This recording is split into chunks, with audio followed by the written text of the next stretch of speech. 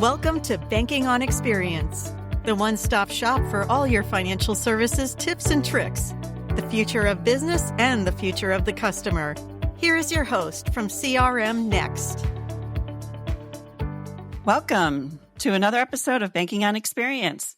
I'm thrilled to have with me today Bolin Lee.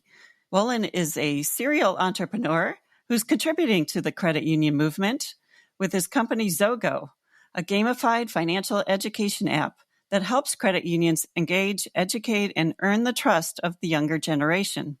Zogo has won the 2019 NACUSO Next Big Idea competition and Finovate Best of Show, and is already available for millions of credit union members.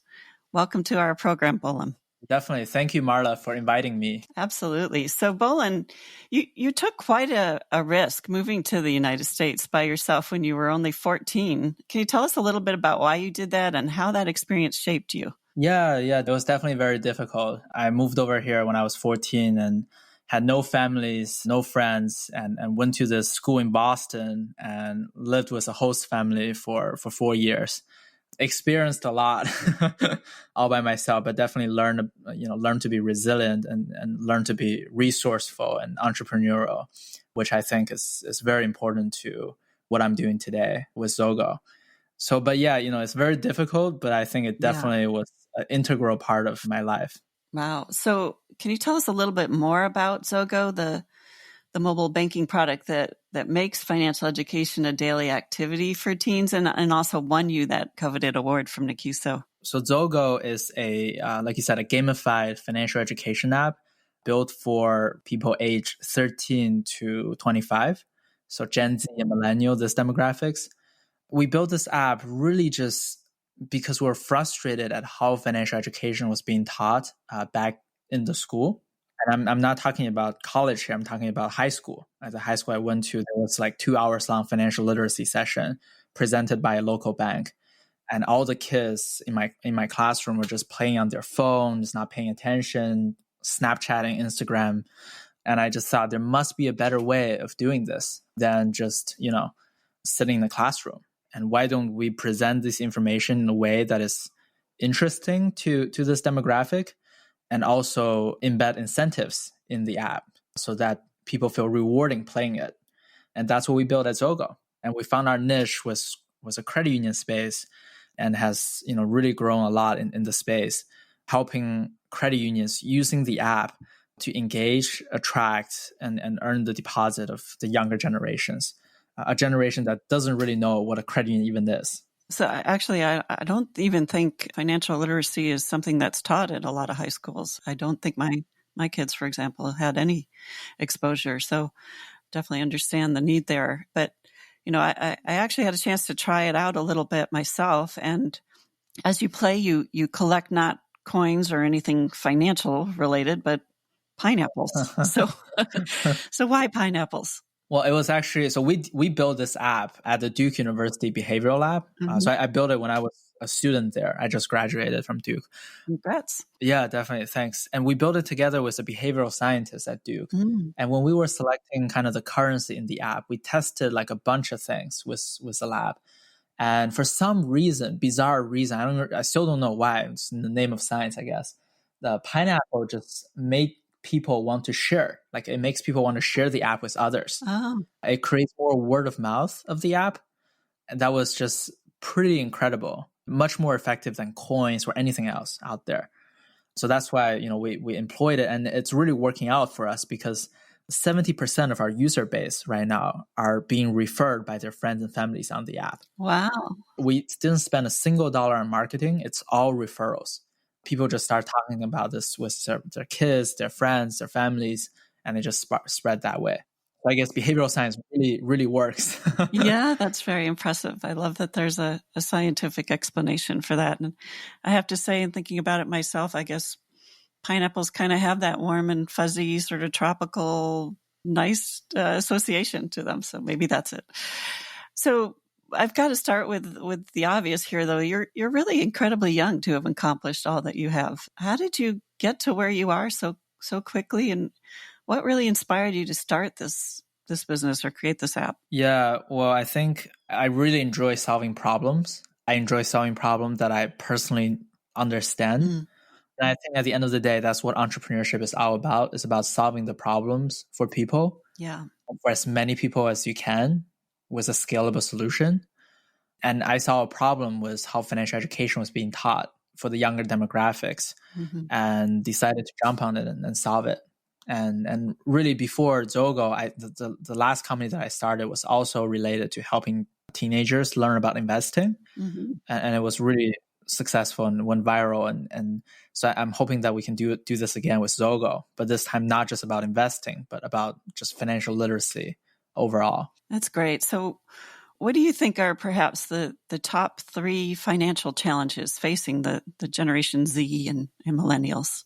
And do you have suggestions for effective solutions? Yeah, I think honestly, from what I can see, number 1 is credit. Like even just understanding what credit means and what credit card means and what kind of implication it can have. It's going to be very crucial, I think, for our generation because there's just so much advertisement now out there about different things. Back in the day, there probably wasn't that many advertisement about different credit cards, like different things. But now we are inundated with all these things. So I think credit is definitely number 1. Number 2, I think savings, incredibly important. And then the last thing I think is just understanding different financial products and being able to decide based on informations rather than just, like doing it based on their gut, which is what most Gen Z tend to do when they don't have enough information. Right. So we really hope that our solution can help us that situation and help our generation become more financially literate. Why do you think it's so challenging for some businesses to connect with their Gen Z prospects or customers in a way that's relevant to them? Well, I think it's just a lot of companies don't have Gen Z like working there or don't have Gen Z on the strategy team, people who are 20 years old. Yeah. And, it's difficult to kind of relate to them if you are not in that generation yourself. Yeah. But I think people are doing better and better at understanding these generations. But I think, the best way to really understand them is to have the voice of Gen Z and really to talk to them and understand what they want. Yeah. So having a seat at the table in their strategy. And I think that's a great idea. But are there other ways that like banks and credit unions in particular can best interact with Gen Z customers or members? Yeah, I definitely think so. I think for my generation, there are 2 values that we really value. There are 2 core values for Gen Z. Number 1 is the idea of serving communities and serving like just something that are bigger than just the for-profit component of it. Because Gen Z is really socially conscious. Yeah. And they want to know that the brand that they're working with is making a positive impact in the community. Yeah. So I think that's number 1, really important. And I think just to show the Gen Z customers or members what you have done in the community and how you're impacting the community that they live in. Yeah. And I think number 2, the second core value of Gen Z is education, is learning and education. Now, that doesn't necessarily have to happen in the classroom, but they want to learn more about what they're doing. And they're naturally curious about all these things. So I think providing an education that they can relate to, that they love, is going to be also very important for interacting with them. Yeah. And last but not least, I mean, this generation is always on their phone. Everywhere they have the phone with them. They do everything on the phone.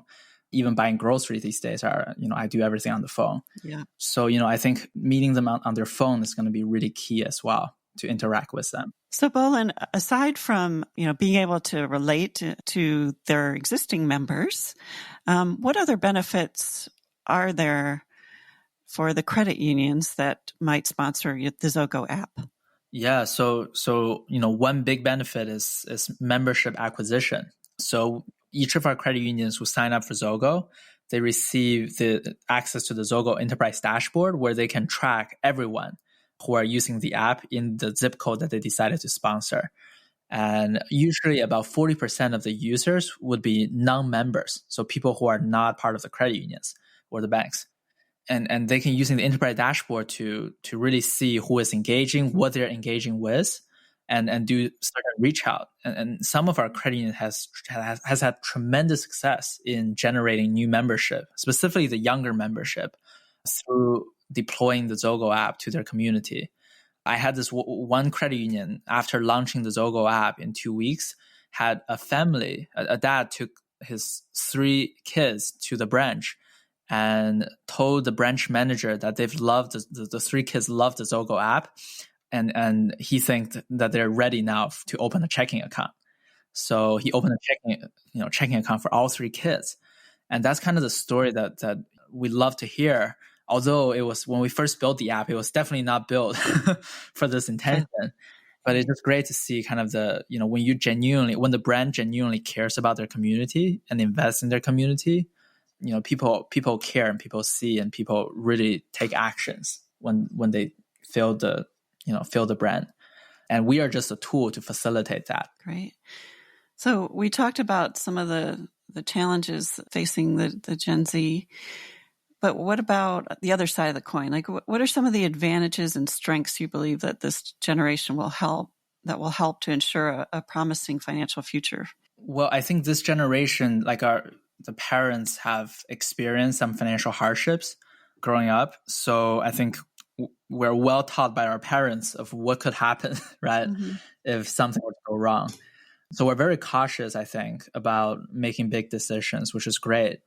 And I think combining that with education and knowledge of informations, it will make this generation really a step up from the last one in terms of financial literacy. So tell us what's next for you. Any big plans in the works that you can reveal today, or? Next big plan? I mean, I just graduated from college and I just feel so free right now. I can't even tell you, Marla. Yeah. It's incredible. It feels like because I've been doing this part-time Zogo, and to get it to where it is part-time while doing Duke, it's just a stressful experience. I can't imagine. Yeah. Right. So now that I'm free, I'm just 100% all into Zogo. I mean, that's the only thing I want to focus on for the next whatever years, because I just really want to see this problem fixed of how financial education is being delivered. I hope that Zogo will make a positive impact in the society and becomes a household brand that everyone knows about. And at the same time, I hope Zogo in the future can expand beyond just financial literacy. And this is actually the first time I talk about this, about the big plan for Zogo. But I hope it can expand beyond financial literacy and just start teaching people about all the things that they don't learn in school these days, Wow. And combining that with sponsored corporations. So for example, maybe our users can also learn about tires, and then maybe, Michelin Tire Company is a sponsor for that modules. So really just combining education together with the private sector, there's a tremendous potential there. But before we get into all of that, this financial literacy problem I think is really worthwhile solving. Yeah, got some big plans on the horizon there. So I can't wait to see what comes of all that. Congratulations again on all the success you've had so far. Such a young age. It's very impressive. So can you tell us a company that maybe made you feel more like family than a customer? We're getting at an example of really stellar customer experience that you may have personally felt. Well, and as someone that was able to relate to a Gen Z yourself. Right. I'm trying to think. I actually, the first thing that came to mind, and there are probably a lot more examples, but the first thing that came to mind is recently I ordered a t-shirt, like a very simple t-shirt, like, one of those normal white t-shirt. And when they shipped me the t-shirt, when I opened the box, the first thing on there is a card that says, "Bolin, welcome to the family." Oh. And then, and on the flip side, it has the signature of the person who packaged the clothes, like who put it together, who designed it and all of that. It just made me feel like I really know what went into producing this t-shirt, Yeah. And then like right after it got delivered, I got an email, like literally right after it got delivered, I got an email from the company, and it talks about the history of their t-shirt and how they've made it, and just like all this like sustainability and all of that, like the material that they pick and why it's good for the environment. It just overall just makes me feel like I want to be on their team, if that makes sense. And I think that, it's about once again, the social consciousness, just want to do good for the society. I think is really important. And I think there's, many ways that banks and credit unions can demonstrate that to this demographics as well. Well, Bolin, that sounds like a great example of stellar customer experience. So thanks for sharing that. And thanks for telling your story and joining us today on Banking on Experience. We were thrilled to have you. Yeah, absolutely. Absolutely. Thank you for having me, Marla. Thanks for listening to another episode of Banking on Experience. Remember to tune in each week and subscribe, where we aim to simplify work, drive growth, and deliver on experience.